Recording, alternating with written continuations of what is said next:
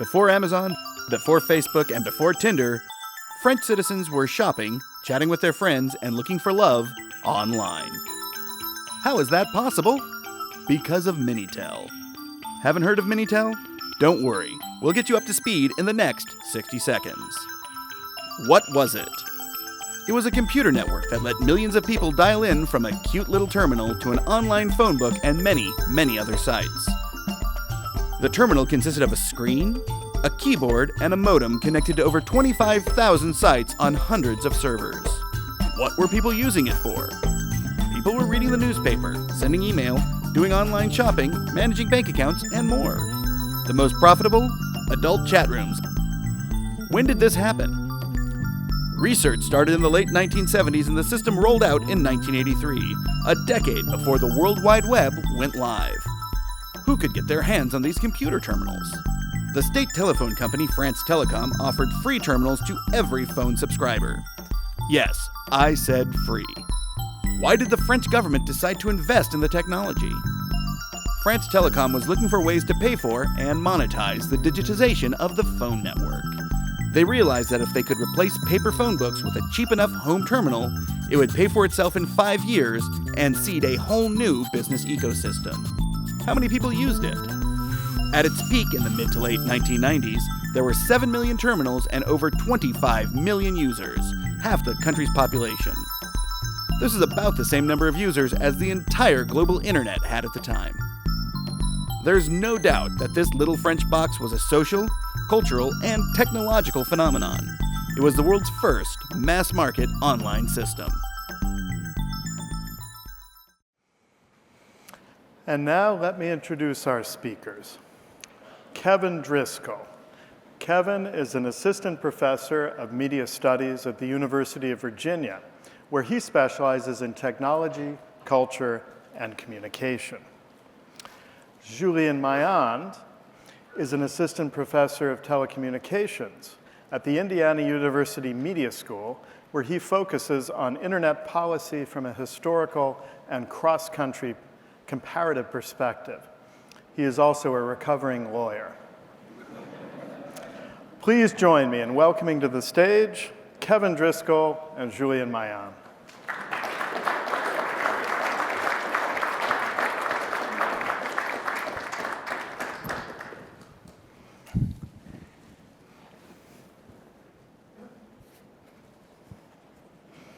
So first, I want to say I really enjoyed your book. It's beautifully written and very funny in parts and very insightful.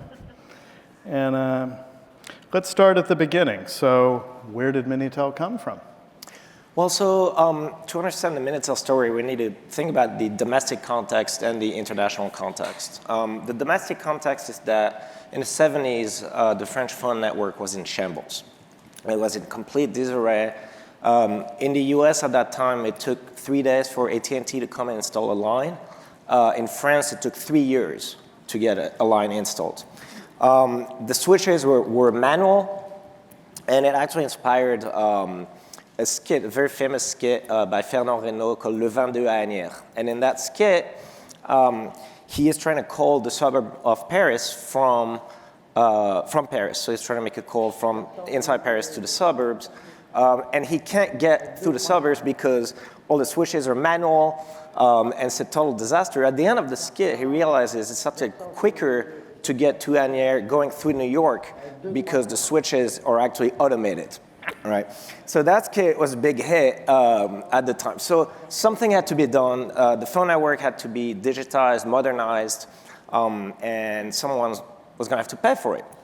And so the state started looking at options to get people to actually use more of the network so they would pay for the modernization. And so the state starts looking at various options, including video phone services, including equipping every home in France with a fax machine, et cetera, and including connecting computers to the network.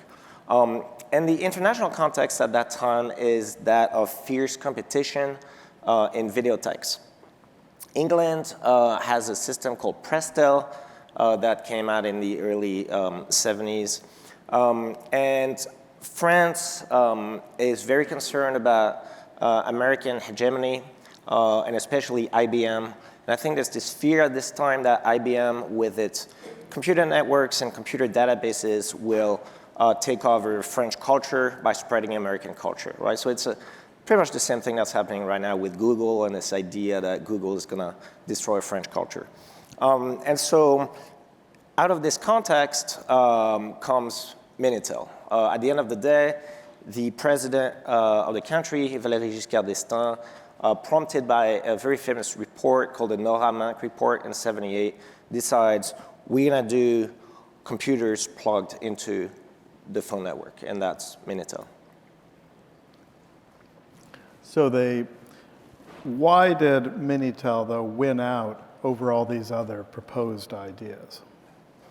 Well, I think there was a lot of administrative battles between different state entities within the state. The TV people were pushing for a teletext type system where the information would have gone over the television. But again, remember, someone had to pay to digitize the phone network, and so that meant that traffic had to be generated. And so I think at the end of the day, Minitel really meets all these requirements, right? Battling IBM and their computers, and justifying new traffic going through the network. And so Presto in England was already a going Correct. standard, so why didn't they simply adopt that? Because, again, it's an international battle, right? France does not want to adopt an American standard or a British standard, right? So France creates its own standard and tried to impose it on the world scene, right? And there's other things going on at the time in the world. Canada has its own system. Different countries are competing. So tell us about the main people involved, the main players behind Minitel. Sure. So I think the first person is the president, at the time, Valéry Giscard d'Estaing, and Nora and Mank, who write this seminal report called The Computerization of Society. Then there's the head of the telephone company called Gérard Terry, who really was a visionary and loved technology and really kind of carried the project. And Gérard Terry hired a young engineer called Jean-Paul Maury, who became sort of the project manager for the project and actually built and implemented this. And then in 1981, Giscard d'Estaing gets ousted in a presidential election by François Mitterrand, who becomes the next president. And amusingly, his victory in the election is actually announced on the mock Minitel screen, and his face slowly scrolls down. And everyone in France at the time was like, who's winning, who's winning, who's winning? And then at this point, people figure out this is Mitterrand and not Giscard d'Estaing. So that and it takes about 30% of the image before you can figure it out, because they both kind of have the same They're both top bold. hemisphere. Yeah. And so once they had decided on videotex, where did the idea come from, or maybe it came before, for replacing the phone book with a free terminal? Because this seems very pivotal to the whole system. Well, so remember, computers at the time are this very weird thing, right? People don't see the need for it. It's kind of a scary technology. So you have to find a reason why people would actually want a computer in their house. Why would they want it in, and why would they use it? And so the France Telecom, which was the PTT at the time, the Post Telegraph and Telephone Ministry, says we're going to replace all of the paper phone books with an electronic phone book, right? You're not going to need all of these papers. We're going to save trees. We're going to save money, and you'll be able to go online. So the PTT announced that they will discontinue the paper phone book, and that everyone will have to go to the post office, get a free terminal, and set it up in their house so that they can access the electronic phone book. So that the phone book is kind of the hook to get started. But were they thinking that it would lead to more than just phone services, clearly? Absolutely, yes. This was a Trojan horse. Yes. Yeah, this is a story that you can tell that's immediately apprehendable to people who are using their telephones and looking up telephone numbers. And you could see in this video clip it's suggesting that you will now have access to all of the telephone books that are printed throughout the country, not just the ones in your local region. And also that it, well, we'll get to that. And so it was not a system that that grew by accident. They did a huge amount of user testing. Can you guys talk about that? Yeah, so it's interesting to think about Minitel, that one of the challenges in writing the book is, where do you put the start of Minitel? Like, with a lot of technologies, there's a day when it is released or it's launched or something like that. And Minitel emerges over the course of several experiments that become working systems. And one of the things that you find in the stories about the early experiments is, from the very beginning, the users start to turn the system towards their own ends.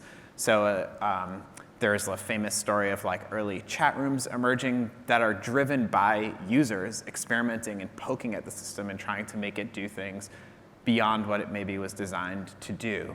And so this Minitel story is one of co-creation from the users and the designers from the very beginning. And there were also a whole village or whole towns that they tested it out on. Did you talk about those? Yeah.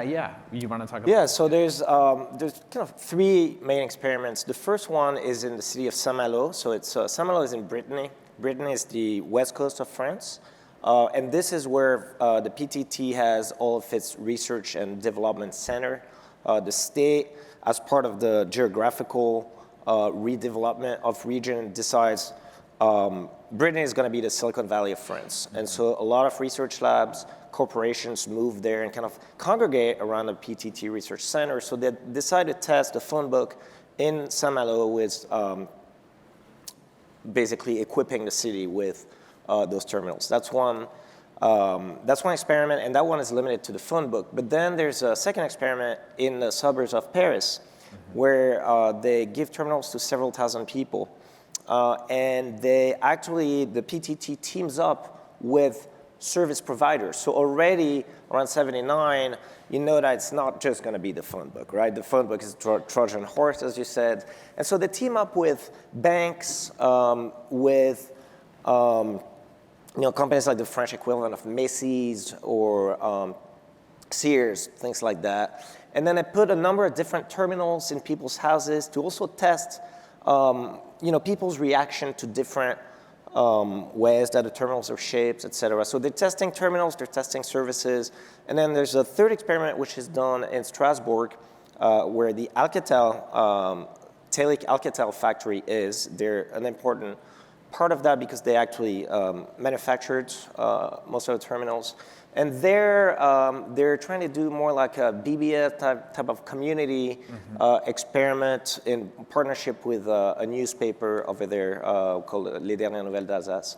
And this is where the chat rooms also emerge, as Kevin mentioned earlier. So there's a lot of testing going in this project before it is released. It was very well planned, very well designed, very thoughtful. And again, Thierry and Maury really did a tour de force on this. And the first ones, they had an alphabetic keyboard, right? For people that did not know how to touch it. Absolutely, it's a very interesting story. They were testing to see how people would react, and I said, well, we want not just people already know computers to use it, we want everyone to use it. And so how are we gonna make it simple for people when people don't know what a keyboard is? And so they tried to do an ABCD alphabetical keyboard. And what happened was that they realized that the people who didn't know how to type were able to figure out. But usually in the family units or at work, the people who actually used the machine were people who already knew how to type. And so they hated it because it was new keyboards. So because of lock-in effect and path dependence, they went back to the normal keyboard, which in France is an AZERTY keyboard, not a QWERTY keyboard. So Minitel was nearly strangled at birth by the press. So can you talk about that story? Yeah, this is a central story. You should pick it up and I'll... Yeah, so what happened was in 1979, Gérard Thierry, the head of the phone company, goes to Dallas for a big video text conference and announces that paper is dead, right? And so the newspapers were not very happy about it. And especially not the regional press, because the kind of local regional newspapers make their money out of classified advertisement. And they had the foresight to see that computers plugged on the phone were actually going to kill them. And they were right. So a number of very large newspapers, including one named West France, which is the regional newspaper for Brittany, starts waging a huge war against Minitel. And that lasts for several years. And they battle on two fronts. On the one hand, they say, this Minitel thing is going to bring chaos, anarchy. Imagine if anyone is allowed to publish information. It will be anarchy. And they also say, well, actually, the Minitel is a Trojan horse for a dictatorship. And so France will become USSR if the state puts computers in your house. And in fact, they even spreaded a rumor that inside the screen, there was a video camera that would film your household. Yep. Right? So they waged this war, and there's a lot of really crazy headlines at the time. Maybe I can read a few. Sure. They said, Minitel is a diabolical invention, right? And on the Big Brother side, they said, you know, the user will give up the free and guaranteed availability of information. There is no phone book in Moscow. An authoritarian state or an invader could very well turn off the electronic phone book faucet, right? So we're saying, well, if we move to an electronic phone book, the state can just turn it off, right? And on the anarchy part, they say, you know, if the PTTs agrees that anyone without any control can provide a service, what will happen when a service breaks the law and morals? Is it absurd to imagine that telematics could become the vehicle of calls to murder, pornography, or incitement to consume illegal drugs? So this mirrors, you know, the great internet scare of 1995. But then they say, here's how we're gonna solve it. We're gonna contractually impose reasonable limits. And the danger to see the emergence of undesirable service providers is such that the function of service providers should be subject to prior administrative approval. In other words, we newspapers are the only people who can guarantee that there will not be anarchy and there will not be a dictatorship. And therefore, if Minitel is not killed by the state, then it should be reserved to the press. Yes. And the scare is so great that they actually have their way. And in 1982, Parliament decides that providing a service is going to be subject to a prior administrative approval. So you have to go to the state and say, I want to provide a service, do you give me permission?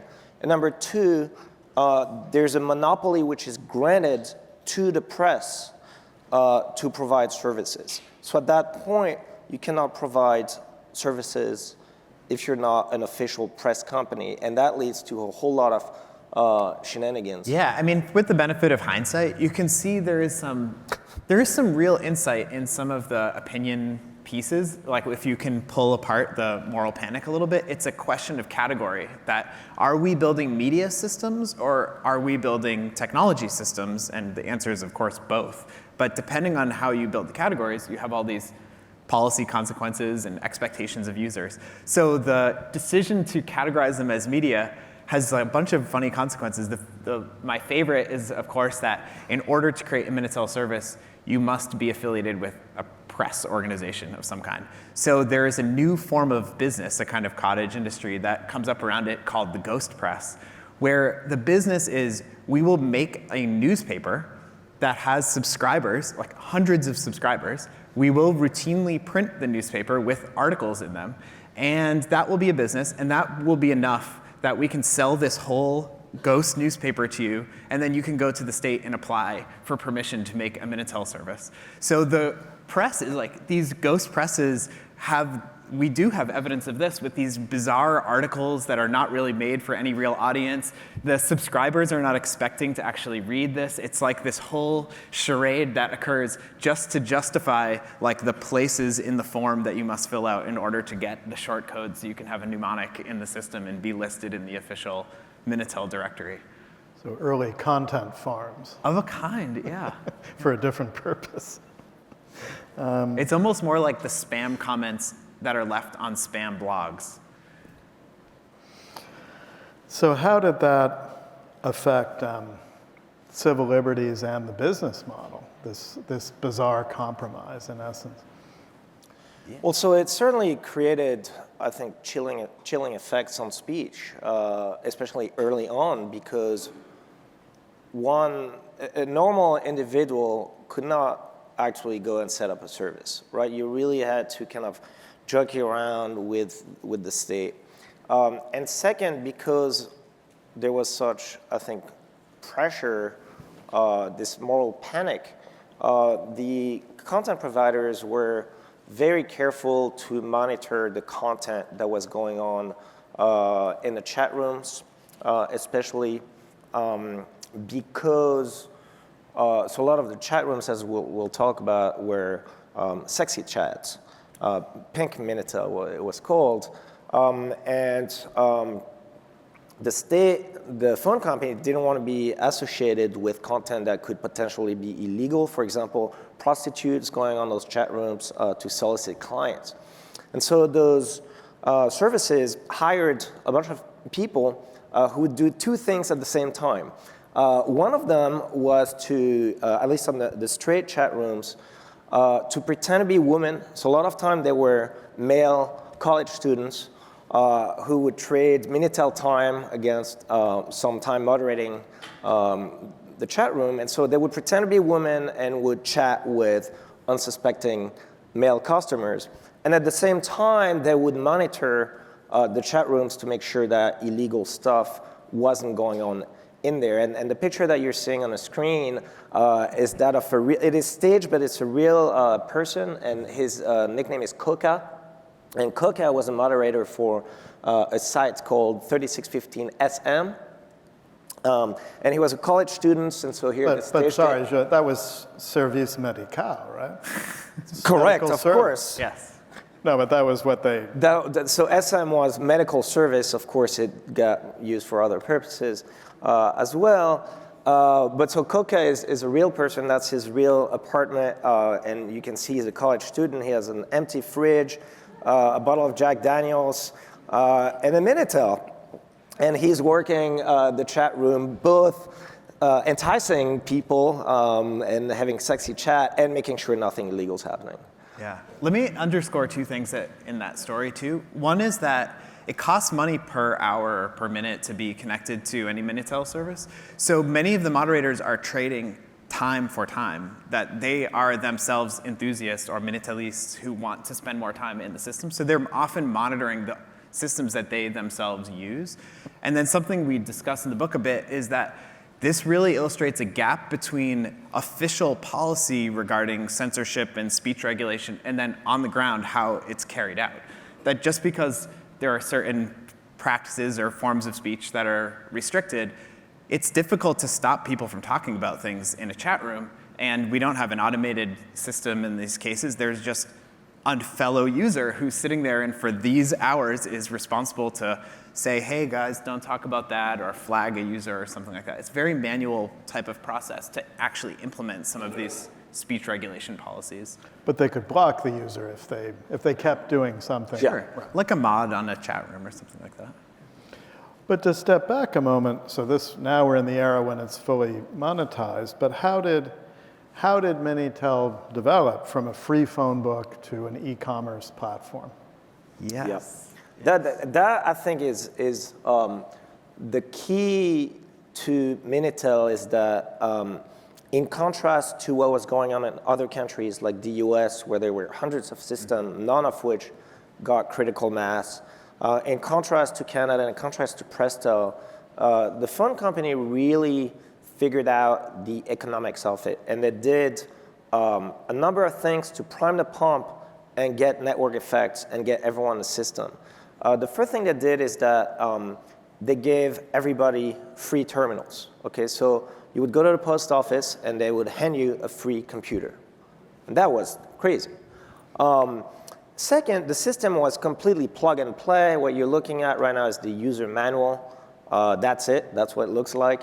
You just go and you plug the Minitel on your phone line, and you can go online immediately. So unlike systems like AOL, where you have to have a subscription, you have to send your credit card number through the mail and wait for something to come, which creates pretty high barriers to entry. With Minitel, you don't have to do this. You just plug, you play, and at the end of the month, your Minitel time is charged on your phone bill. Okay? From there, the phone company collects the money. You have to pay, because if you don't, they disconnect you, right? Your phone, not your phone, Minitel. not just your Minitel, your phone. Yeah.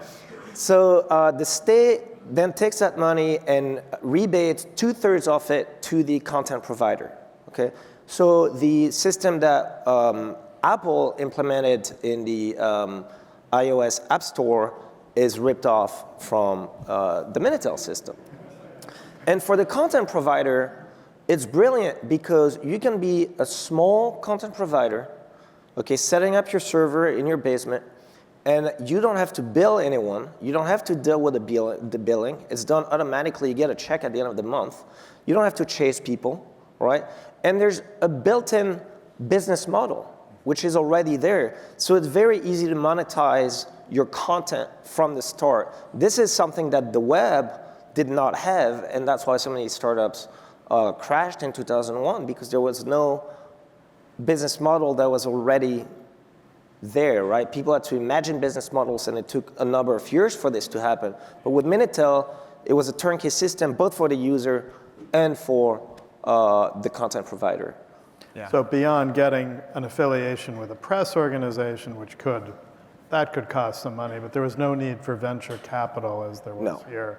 You could set up a Minitel service, as they were called, with what? Absolutely. An idea and a few resources. Yep. Yeah, I mean, the design of the platform itself reflects this effort to try to support both sides of a two-sided market. So we talked a little bit about, and you can see the graphic of how easy it is to set up the home terminal, which is using your home telephone line.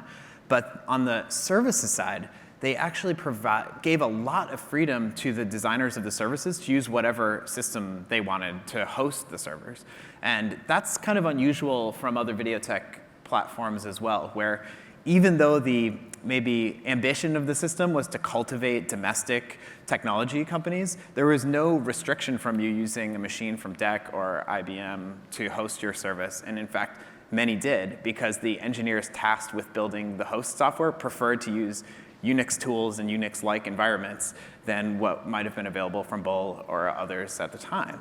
So the telephone company published incredibly rich, like well-designed manuals describing in detail the protocols and recommendations on how to design useful services. So like how to organize an information service so that the users aren't lost in like mazes of menus, and based on their own user research, well, like good practices for interface design for building video tech systems. So you weren't really in the dark. You had a lot of guidance and support, and you were able to use whatever tools you preferred to build the service. So on the side of the service providers, they gave you a lot of scaffolding to bring your service online as quickly as possible. And the side of not having to do billing and accounting is like just icing on top of the technology piece.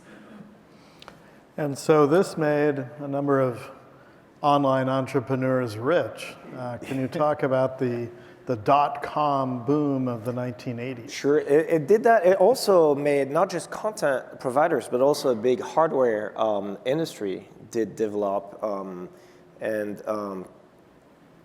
So yeah, the dot-com, so interestingly enough, a lot of the services that we saw emerge starting in the mid-90s, mostly from Silicon Valley, did exist with Minitel, right? So now we hear these great new things, the Amazon Dash button, smart homes, where all that stuff existed in the early 80s in France. This is an ad for Minitel and home automation. Companies like Webvan really didn't invent anything. France had a service called Telemarket. And if you were in Paris, you could get your food delivered from 6 to 10 p.m. if you ordered it early enough in the day. And just like Webvan, there was a fleet of little vans.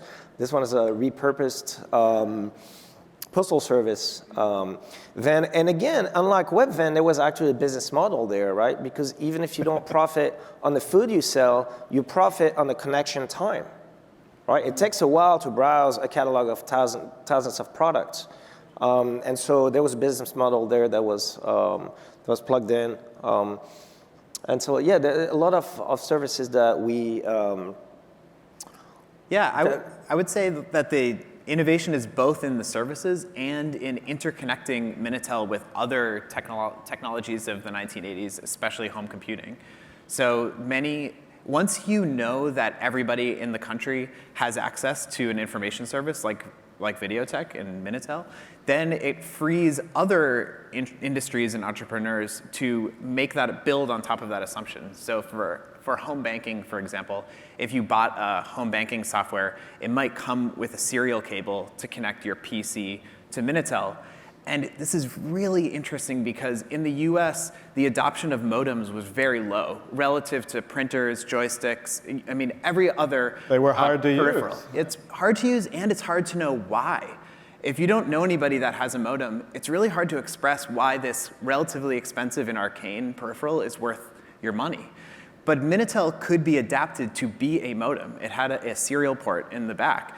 And so many people that purchased PCs in France would use their Minitel to connect over the Minitel platform to whatever services. So you could use it kind of like packet switch networks, commercial networks might have been used in the US. So home banking, also shareware services for downloading games and other applications. You would buy like a download kit that would have a serial cable and a little floppy in it that you could download software over your Minitel. And again, every minute is getting billed, so there's whole new business models that are possible once you have this platform in place and you can assume that all of your customers have access to it. So we've talked about some, but what's kind of the range of things that people actually use Minitel for? Yeah. It's very broad. At the top, there were over 25,000 services, right? So, I mean, pretty much... Which would be like a site today. A site, yeah. Correct. So pretty much anything that you could think of, you do on the internet, as long as you can adapt it to a text interface, you would have, right?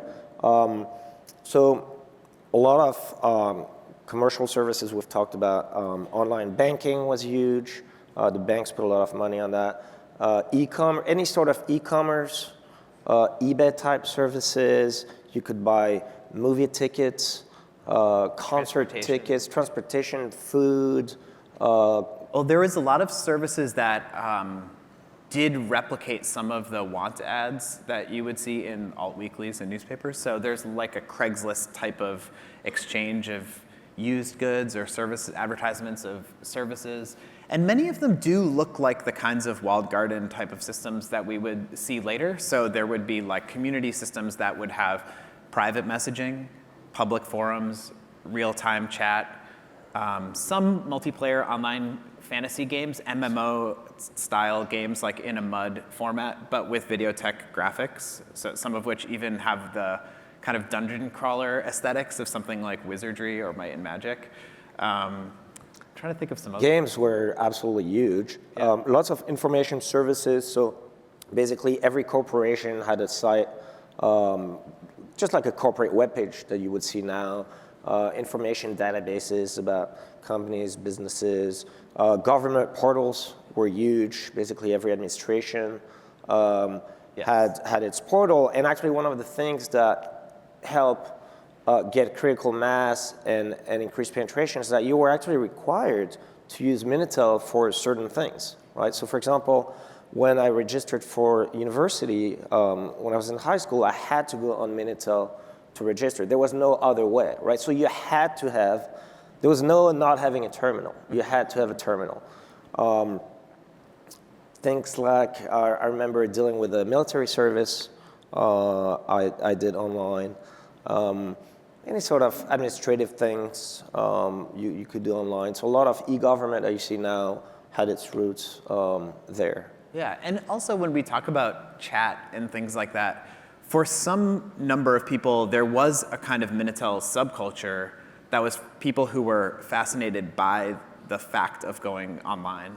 And so in addition to some of the more everyday kinds of activities like home banking or travel or booking plane tickets and things like that, there's people going on and going into like anonymous chat rooms and meeting people and having private conversations and other sorts of activities that were unique to going online. So it wasn't just taking existing practices and moving them into the online space. There was also, just like we would see in other contexts, people trying to figure out like what's possible with computer-mediated communication that isn't possible with the previous media that were available to them.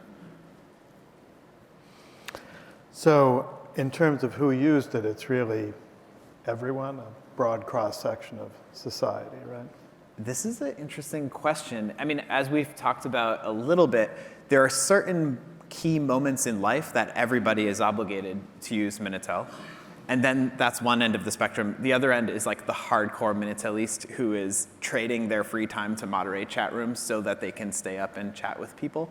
And you can get a sense of this when you see that you may not only use Minitel in your home, that you might also use Minitel in public spaces. So there's public Minitel terminals that are available, and lots of people access Minitel from the workplace as well. Absolutely, yeah. So what we're seeing is Minitel in the subway, for example. There were public access kiosks in every post office.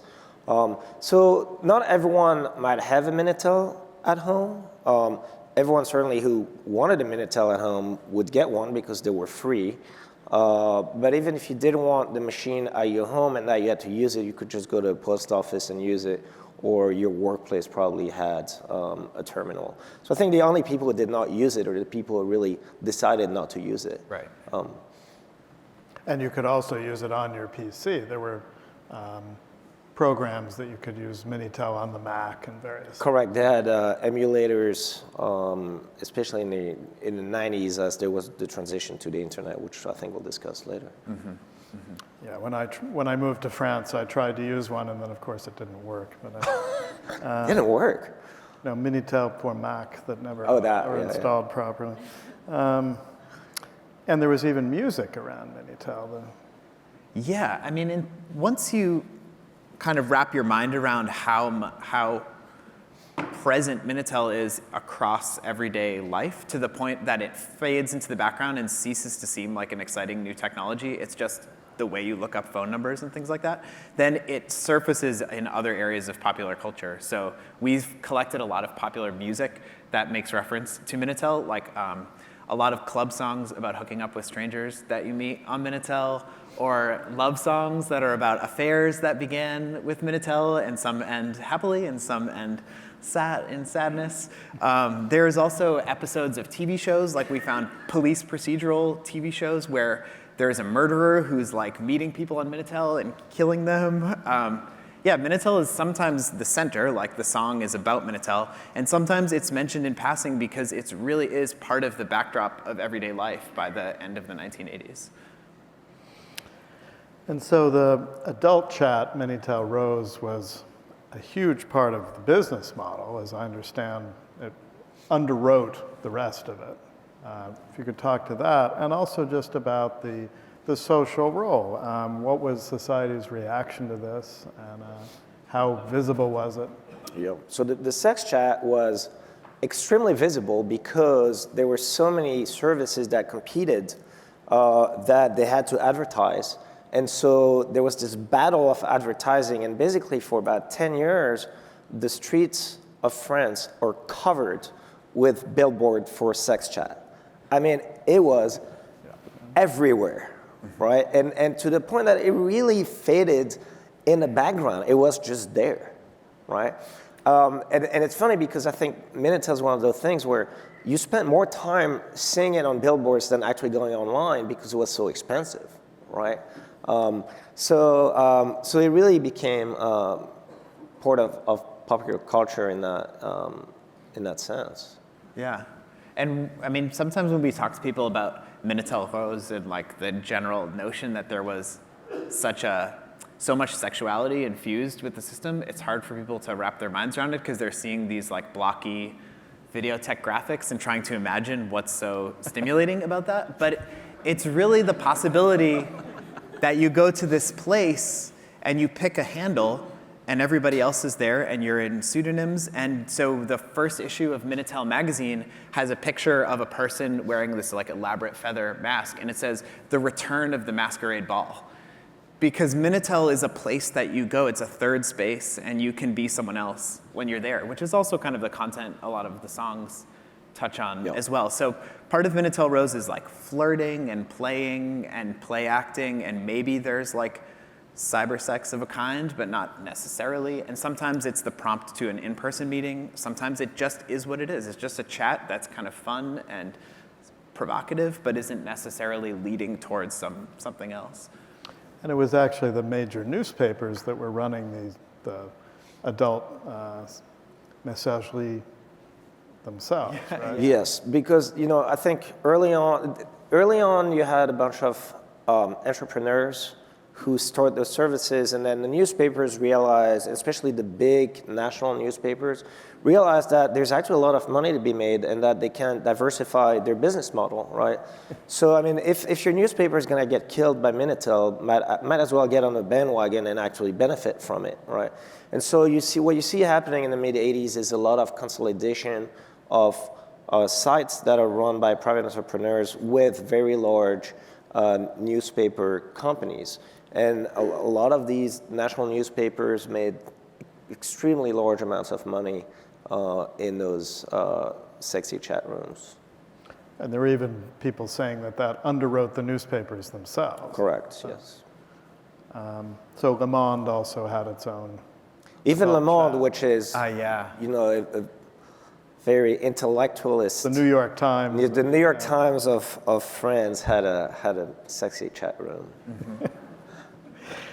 And talk about, well, these are sort of two overlapping things, but Minitel in government and in the workplace, and then how did online anonymity change people's behavior? Yeah, that's a great question. It's a big difference between Minitel and the web, is that anonymity was guaranteed both on the upstream and on the downstream. What that means is that the content providers did not see the end users. They did not know who they were. They didn't even see their phone numbers because the PTT in the middle served as a buffer and anonymized that, right? So unlike companies like Facebook now, whose business model is based on knowing everything about their customers and then reselling this data, in France, the content provider did not have that information, and so they monetized based on time. But on the downstream, it was also anonymized. What that meant was that when you got the phone bill at the end of the month, it didn't say what sites you visited. It just said, Minitel time, X amount of hours, X amount of money. Boom. So what happened was, a lot of people, I think France Thecom had this idea that people at work would start using Minitel for work purposes, right? You could be, for example, a mechanic in your workshop and use your Minitel to, let's say, order parts, or maybe look up an engine that's a little different from usual, something like that. That's kind of like the poster boy for what, the presentable version of that. In reality, because at the end of the month, the corporation would get a bill with just a number of hours, but didn't know what the employee actually did on it. A lot of people in the workplace started going to the sex chat rooms during work time, right?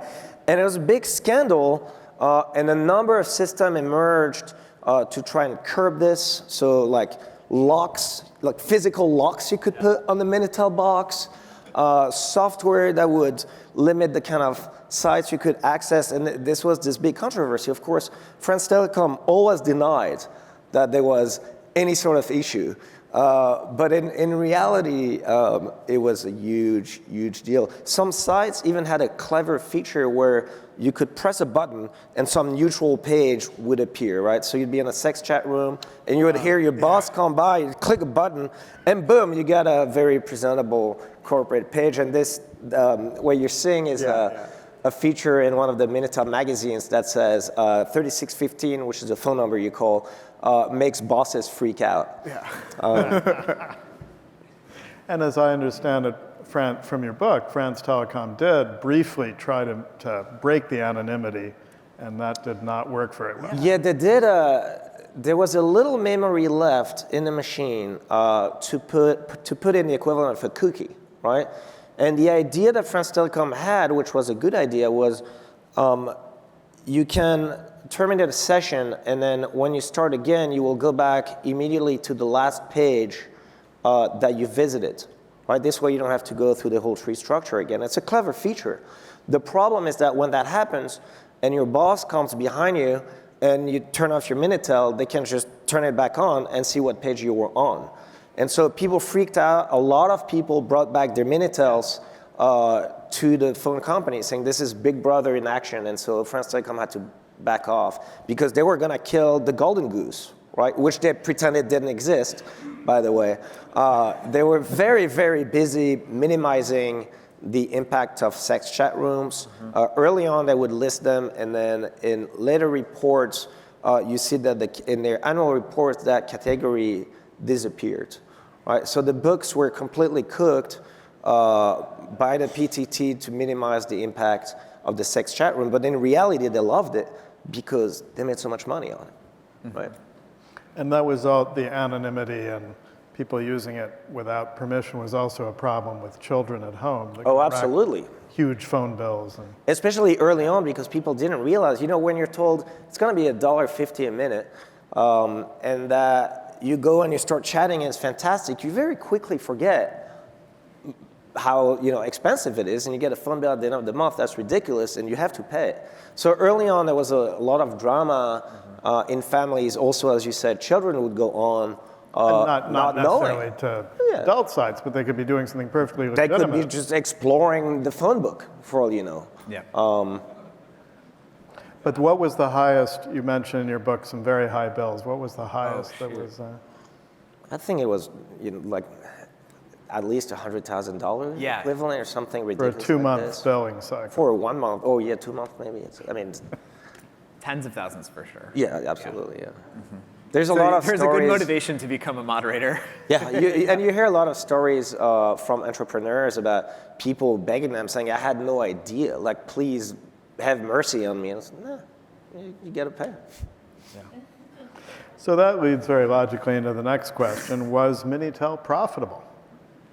Yeah, so this is one of the quantitative questions that we really struggled with for a couple of reasons. One is because the data that's available to us to analyze is inconsistent year to year. So the categories of use and some of the other things are not consistent in the annual reports, so it's actually really hard to make trends over time. And then the second thing is that this is a public platform that does support private entrepreneurship, so it's difficult to model what it means to be successful in sheer dollars and cents, or in this case, francs, in the sense that the goal of the platform may be to lose money in order to stimulate all of these other areas of the economy. So in many different ways of kind of slicing and dicing the numbers, we would agree that Minitel succeeded at its goal. Did it become profitable in and of itself? We can't say with the data that's available to us. But it's clear by the way that Minitel services were adopted and created over time that people that became users of Minitel would continue to try new services. So there's kind of like two growth curves, and the first one is of users beginning to use the system and spending hours online. And then the second is how many new services are being created year on after year. And so the growth curves both have kind of this S shape, and you can see that services continue to be created after new users kind of slow down, that the existing users are going on and trying new things as they stay on the platform. So, I mean, obviously it was profitable for the people running the services, No doubt. but for France Telecom, it's unclear. The total. It's just it's unclear. It's a There's more complicated question. Yes, well, stories say, independent reports from France Telecom said that the break-even point was reached, I think, in the early 90s.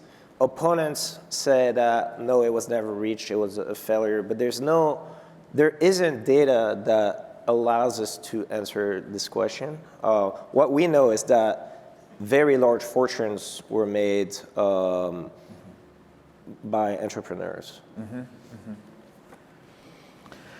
And so, if it was overall a very successful system, why did not France export it? Why aren't we using Minitel today? I think France has a curse, which I think is not as bad now as it was, but state entities tend to invent technologies that are extremely good and think that because the technology is extremely good, it will sell itself. Mm-hmm. The state is not very good at marketing, right?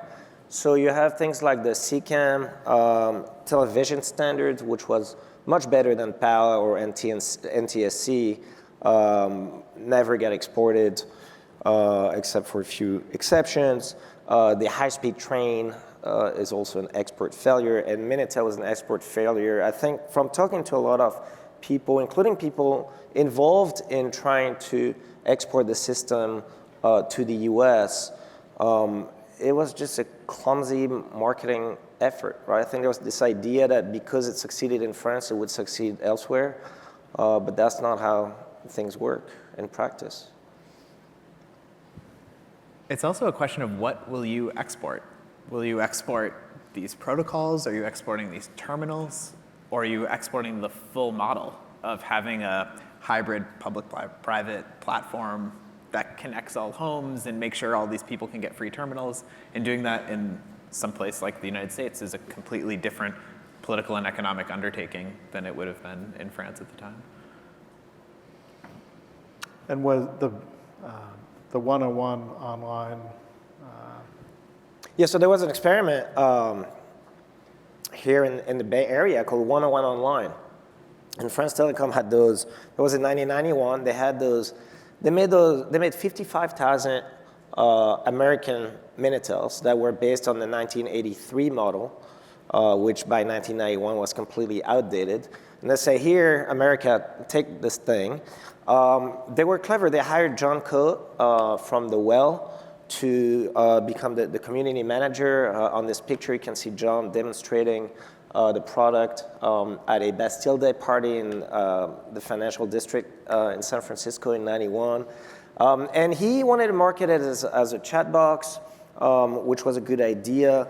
The problem was that instead of replicating the French model where the servers were controlled privately by private entrepreneurs, they replicated the British model, which had a centralized server, right? The Presto model. The Presto model. And so if you wanted to update the content of your site on 101 Online, you had to bring a floppy disk to downtown San Francisco and say, here, update my content, right? So when you have, one of the great things about online services is that they're very time sensitive. You can get info that is updated, right? But if to update, the news, you have to go every day and say, here, please update my server.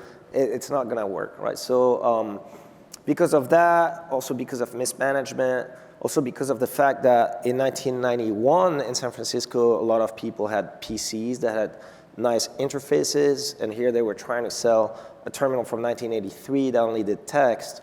It was a big failure. Yeah, we've looked at a few other kind of video text systems or experiments in the US from earlier that would have been contemporaneous with Minitel, which happened in different regions of the US. And for example, like Byte ran a special issue in 1983 with Videotech on the cover. The Radio Shack catalog of that year had a 2-page spread of Videotech. There was a Radio Shack branded Videotech terminal for the US market. So it wasn't for lack of trying. that Minitel-style services failed to launch in the US, and it wasn't for lack of technology or technical acumen. It really does seem to appeal to some of the political, economic, and social dynamics of the Minitel case when we try to compare across them. But it's, by the time they were trying in the end of the era, also technologically, Minitel in general was beginning to look tired, right? So why did that happen? Why didn't they keep innovating? Yeah, I mean, it's one of those things where it's one of the system's central advantages was it was a reliable target for developing software. So the services of 1991 continued to support the freebie terminals from 1983. And most people who were using Minitel were using the free terminal. They weren't going and paying extra money to get the Minitel 10, some of the updated terminals that had special features. So from the point of view of a service provider or the developer, you can't take advantage of those new features that are added to the system without losing this huge potential audience. So that's one reason to see a slower adoption of newer types of kind of PC-style networking that we would have seen in other places. And it also would be why this would be a rather odd kind of device to land on your desk in 1991 San Francisco. The thought experiment that I remember us kind of working through when we were writing was to imagine that 1991 experiment had not targeted San Francisco, one of a center of technological innovation where people would be more likely to own modems and PCs, but a part of the US where people hadn't yet adopted personal computer networks. And what might that have looked like if in the moment where the information superhighway kind of discourse was arising in the US, if they had aimed at a city that didn't have the same kind of like high-tech identity as the Bay Area did at the time? Don't know. Yeah, there was definitely a big, I think, cultural mismatch here. And, on the one hand, he had John Code bringing the terminal to rave parties and, hitting the hit crowd in San Francisco. At the same time, he was forced by the people who thought this thing to sell that outdated terminal because they built them. They had 55,000 of them. And so here, dump them. Yeah, right? You can think of these efforts like Web TV to make the user-friendly internet terminal of the late 1990s, that there could have been something like a video tech aimed at that potential audience. Hard to know. So I know from my own research that the creators of the World Wide Web were very familiar with Minitel. A number of them lived in France across the border from CERN where they did the web. And it definitely shaped their expectations of what an online system could do and how big a role it could play. But looking at turning that around the other way, how did Minitel, as the web and the internet began to rise, how did they try to adapt to that or integrate with that? Yeah, so there's these big video tech services running in France, and for sure, the people who are running the services, maintaining them, writing the code, are excited about all of these other networks that are going on, exchanging messages on UUCP networks and FidoNet and early internet. And so those folks would be really aware. And we've collected a number of gateways between Minitel services and what we would think of now as internet services, where you can be sending email or going and doing other kinds, getting terminal access and things like that. But the more interesting thing that we've only done since the book, completing the book, was actually going back to big services of the mid-1990s and into the 2000s that had built multiple interfaces into the service. So you could have a system that had a 3615 number, so you could connect over Minitel on your terminal, or a web-facing portal. And there's advertisements even for services that list both Minitel access and Telnet, or even later World Wide Web, and some of those have been crawled by the Wayback Machine, so we have concrete evidence of these kind of hybrid services that were reaching simultaneously users through both systems. Yeah, great example. Another one that we looked at is 3615 MEC, which is kind of like a dudes-oriented service, also aimed at gay men. And yeah, this almost brings in a second point, which is like, you couldn't really participate in the world of Minitel without having some encounter with queer cultures of this time, and lots of gay-oriented sites run by all different sorts of people were leading the way. Like the fact that you bring up this advertisement for Fred and our research turned up Mech, it's like these were sites that were really pushing the boundary. They were a kind of forward front for figuring out how to build networks that would reach larger and larger populations through multiple different access points. So this postcard is an example of this sort of period when you have both. If you wanted to advertise many things, you have both a Minitel 3615 and or one of the others and a URL, right? Yeah. How long did that period last where it's kind of both are coexisting? I think until the end. Yeah. And even, I think a lot of entrepreneurs figured out that the web was the next thing and tried to attract their users to the web. So for example, in 2011, which was really the tail end of things, I went into one of the kind of mainstream vanilla chat rooms, and I was chatting with someone that would turn out to be a bot, and within 15 seconds of chatting, the lady bot told me to go meet her on the web. Right, so they were bots trying to get users to shift from a Minitel service to a web service. So that lasted until June 30, 2011, when the plug was pulled and France Telecom just click. Mm-hmm. That was my last question is, so how did it end? So that was it was a very interesting moment. There was a lot of momentum around Minitel at that time because of nostalgia. There were a lot of parties that were organized, and I attended two of them. One of them was the official closing party. And that took place in Brittany at a military telecommunications museum. And it was very formal. They were all, the cream of the crop of France Telecom. There was the mayor of the city, there was a general, and a bunch of military people. And it was a very sad party. It was very backwards looking, lots of nostalgia, but it was kind of like, all right, sad. The night before, I went to a hackers party where a lot of entrepreneurs were there. It was in Paris. It was very upbeat.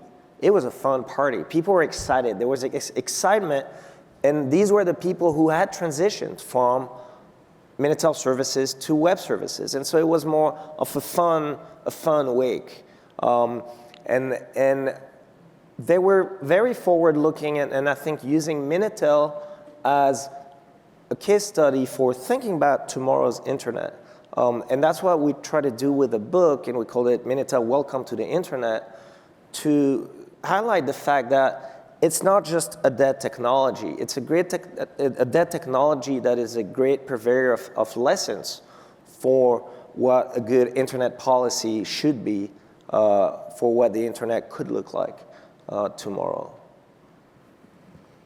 And France is the only country where there's entrepreneurs with 40 years almost of experience with online services. Yeah, and some of the big internet players today came from the Minitel world. I think the most famous example is Xavier Niel, who owns Free, which is one of the largest telecom operators, and he made a fortune in sex chat rooms. And the number turned the money they had made and then turned directly into. Yeah. So now let's take some questions. We have one from our Facebook live stream. Okay. Was there a hacker community on Minitel? Huge. Yeah, I mean, this is actually a great question because you're allowing us to talk about our current research project, which is, if you think of there's this mainstream Minitel story, which is a little bit what we've been focusing on the edges of Minitel, there's not a really hard boundary of where Minitel stops. There are these gateways, but we also found a lot of evidence of people building services that skirted around some of the standard practices of Minitel. So a very simple example would be, if you imagine a typical dial-up bulletin board system in the US, you have a PC running a piece of host software with a modem that can automatically answer the phone. That's like the basic apparatus that you need. The other thing is, in order, your users also have to own PCs. So if you transport that same system to France, now only one person needs to own the PC that hosts the bulletin board, and everybody else can access it over their Minitel terminals. So we found all kinds of evidence of this, like pirated games, which would list a telephone number, but you would access that telephone number from a Minitel terminal, and the BBS, rather than spitting out ASCII or ANSI, would be spitting out video text, knowing that their callers have these Minitel terminals. And these are called like servers RTC, which is like a telephone server, or micro servers because they're running on microcomputers. And they would be totally accessed over the standard telephone calls, not ever going through the packet-switched Minitel platform. So also not able to benefit from the economic opportunities that are available on the system. And what's so neat about this is, in magazines that we would think of as hacker-oriented magazines, magazines for the enthusiast, there would be articles on how to build your own serial cables to connect your Minitel to various different PC makers, as well as examples of full source code listings for how to write terminal software that you could use the Minitel, and undocumented features of the Minitel terminal. So this is getting into the details a bit, but the modem in the standard Minitel terminal had a much faster download rate than upload rate. I think the upload rate is like 75 kilobits a second, like just bits a second. It's very, very slow. But you could flip a bit in one of the registers, and it would reverse which speed was faster or slower in this duplex connection.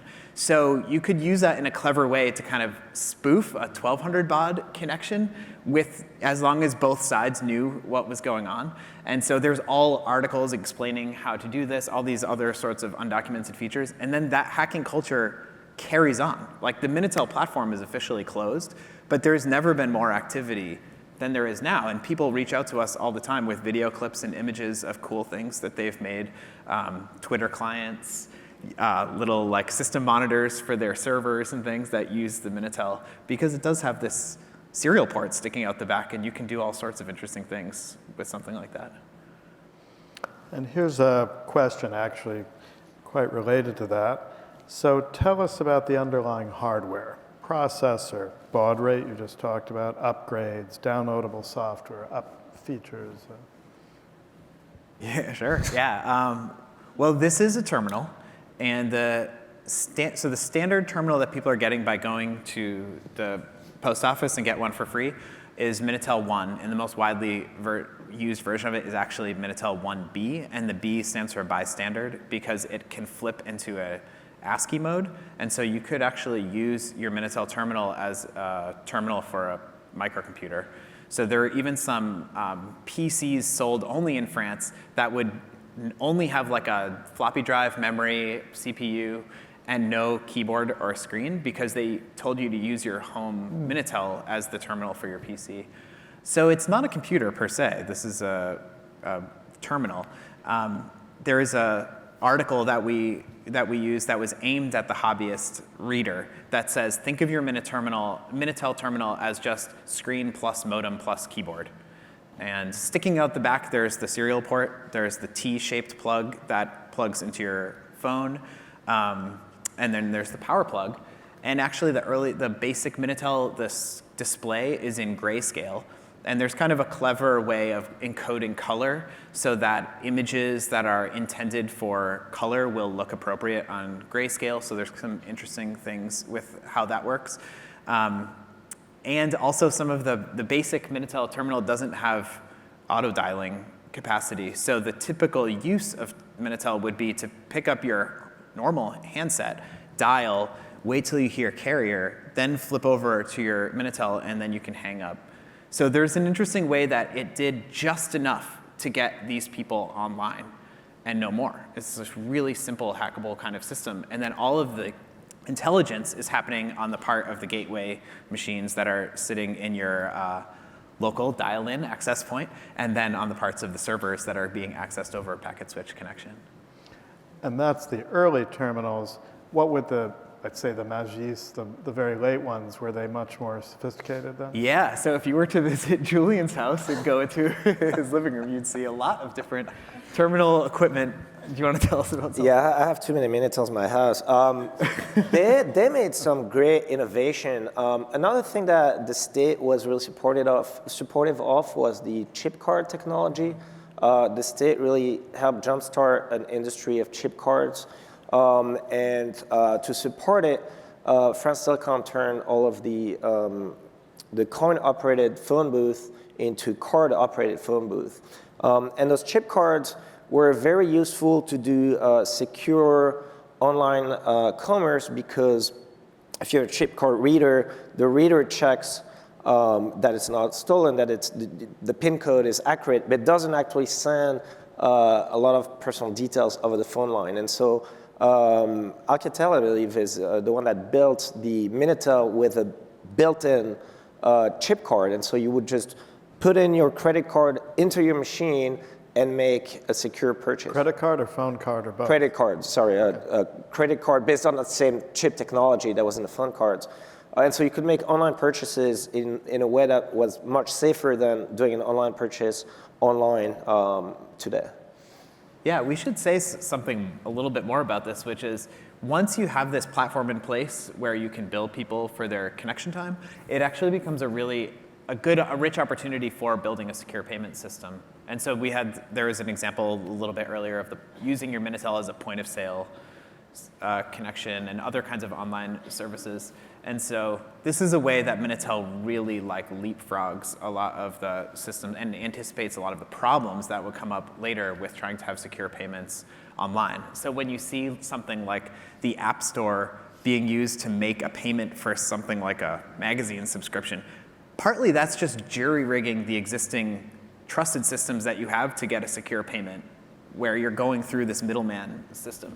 Whereas in Minitel, it's like you have a trusted service, so it's possible to expand to having swipe cards and chips and things like that.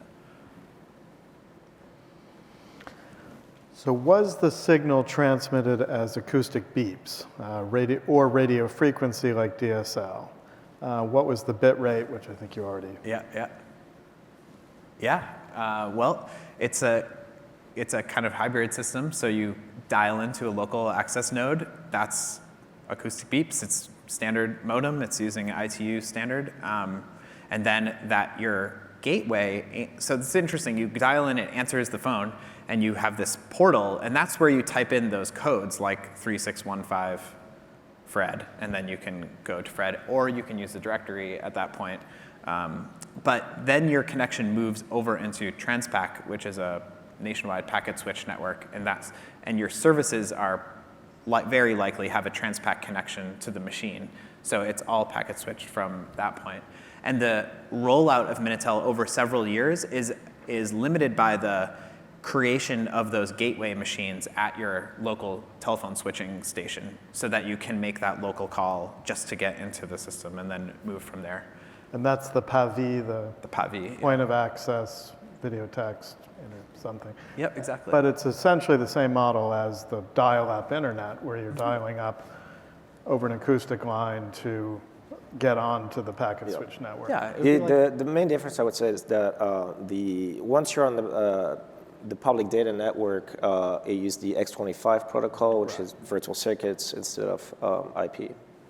Packet switch, but virtual Correct. circuits. Right. So what was the, I'm not quite sure, installed cost per terminal? I assume that would mean for France Telecom, because for the user it's free. Actually, did they meet the 5-year repayment they were estimated? Yeah, that's a very interesting story. I think the cost for France Telecom was about $100. And they were able to achieve this very low cost at the time by doing a couple of things. First of all, it was an engineering marvel. I mean, it was very well designed by Jean-Paul Maurice's team. And second, France Telecom placed massive orders with private manufacturers, such as Telec, Alcatel, but also Philips and Matra, trying to jumpstart that French hardware industry. which it succeeded in doing on the terminal level. And so that allowed for much, much lower cost because of the economies of scale involved. It also creates small variations in terminals. So we could look at two terminals and call them both Minitel 1B because they meet the Minitel 1B spec, but their design might be slightly different, badged differently, or in some cases, like the keyboard slides out from under the screen. In other cases, it flips up and latches in front of the screen.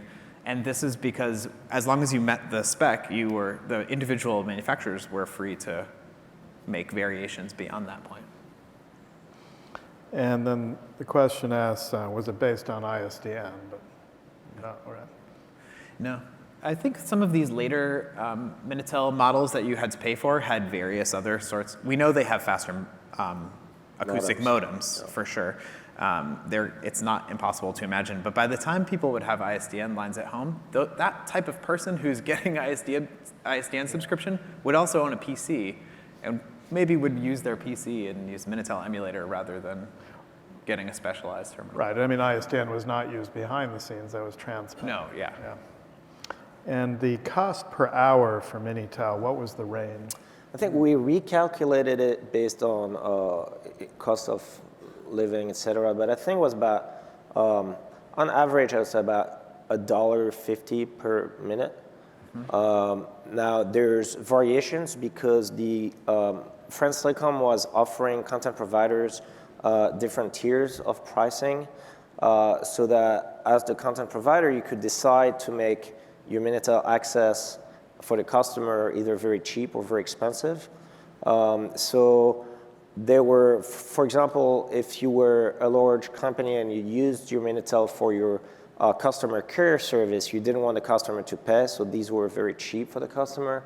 On the other hand, if you maintain an expensive professional database, it would be much more expensive. But I think the 3615, which is kind of the poster child for Minitel, which is the most used system, was about $1.50 per minute. So it's very, very, very expensive. Yeah. But the high and the low would be, like, what would the cheapest and the most on top of my head, I would say 30 cents was probably the cheapest, and it could go to probably $3 per minute. Note that the phone book was free for the first 3 minutes. And that was actually another very clever move by France Telecom to prime the pump, is that you could actually, not only you had a free terminal, right? And let's say it's 1983, you don't know what a computer is, you don't want to get a subscription to some service you don't know where you're going to get. You could plug your Minitel, and then you could go on a phone book, and that was free as long as you only used it for 3 minutes. And so people started exploring the machine, playing with the keyboard, playing with the modem, playing with that funny little noise that the modem makes, right? Which was a very big novelty, and really exploring new worlds. And so it's an early version of kind of Googling yourself or Googling your friends, right? You would try to find, or you try to see how many people have your name in France, and where do they live, and do you know them, right? And so you could do this, and that was completely free. So that really, I think, primed the pump in that it made it safe, it made it free, it made it a place that you could explore new online worlds in a way that was, you didn't have to commit to anything. Mm-hmm. So the last question is, how much of how Minitel progressed was predicted, the sex, chat, et cetera, and did this aspect lead to its death, play a role in its death? Was it predicted? Is that the... Well, how much of the way it developed, how much of how it progressed was predicted? Okay. And then sex, chat, et cetera. Yeah. And two, the second part of the question, did this aspect lead to its death? Yeah. Well, it's hard to tell how much it was predicted because France Telecom was very adamant in minimizing the impact of sex chat. Because France Telecom is the state, it's the PTT, it's the phone ministry, right? So for image reasons, they did not want to be associated with sites that were associated with soliciting right? Or hardcore porn or things like that. And so you will not get any officials from that time to admit expressly that they plan on it. They might wink at you. And it certainly did not lead to its death. I think what led to its death is that it was really the end of a cycle. The technology did not evolve. It was an awesome technology, but then a more awesomer technology comes around and people switch from one to the other, right? Just like the horse carriage was a great invention, but then when you have a 4T, you're gonna go with a 4T, right? So this is what happened. But no, it sustained, I think that the sex chat really sustained Minitel for way longer than it should have. There were still about 200 or 300,000 users on Minitel by 2012. I think a large number of people would be people who didn't have a PC. They didn't want to learn the technology. Again, one of the beauties of Minitel is its simplicity. It's a very simple user interface. You don't have to know how to deal with Windows 95 when it crashes, right? Minitel does not crash. And in fact, those machines still work. They're very resistant. They're very sturdy. They work well in things like a farm. Mm-hmm. And it's very fast. When you think about it, it boots immediately. And so for some applications, it's actually faster to boot a Minitel than to use a PC, right? If you're just gonna look up someone's name, it's much easier to go to Minitel than to boot your PC, deal with the fact that Windows crashed, and then go online and have to deal with the banner ads that are popping all over the place, right? And for example, in Brittany, there's one of the big industries there is the swine trade, right? They grow pigs. The entire pig trade industry up until June 30, 2012 was organized on Minitel. So you would sell and buy, whatever, your pig or grain or whatever. And a lot of farmers were not very happy because all of a sudden they had to get PCs and. Yeah, I mean, I think this point about advertising is critical, that there is not really online advertising in Minitel services. We've looked at lots of advertisements from the street and on buses and in print magazines and other places, but when you connected to the service, you weren't seeing advertisements and your activities weren't being data mined and sold and things like that. So the built-in business model actually foreclosed the adoption of some of the business models that drive people crazy and have very undesirable social consequences on Web 2.0 and after systems that we use now. So any last thoughts on what can we learn from Minitel going forward? Yeah, I mean, well, one thing that we really appreciate about Minitel is that it starts from the very beginning. It's about how do we build a public system that will support unpredictable innovation and experimentation on the part of this very large population. We're going to build this system and we're going to document it really well. We're going to give people very low barriers to entry, both to create things and to interact with one another, and we'll see what happens. And that orientation towards technology as thinking first in the public interest is one that helps stimulate a lot of different ways of thinking about futures for computer-mediated communication and other sorts of information technologies. Yeah. And to rebound on this, I think there's also a big misconception in the United States, and especially here in the Valley, that Minitel was this kind of state-controlled, uber-centralized system, and that it failed because of that.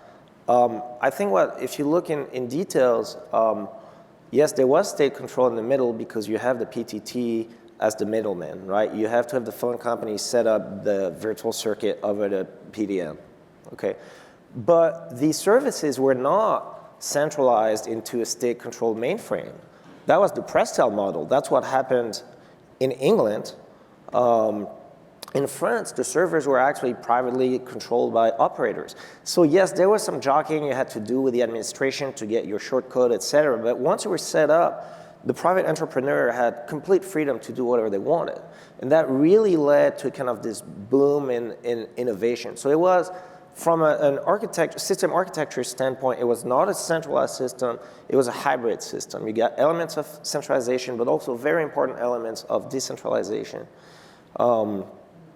And second, I think, again, the idea is that I don't think it failed. I think it was a great success domestically. The export part was a failure, but it really did support experimentation. I think we can use it to think about internet policy because we know, we have a case study that shows when the state does this, this happens. When a state does that, that happens. When a private entrepreneur sets up a business this way, it tends to be successful. Whereas this one and this one might not have worked. And so it's a great case study to think about the internet, to think about very important policy questions like net neutrality, privacy, and very important business questions like how do you monetize your content? Well, I want to thank you for this conversation. Thank you. And for writing the book. Thanks.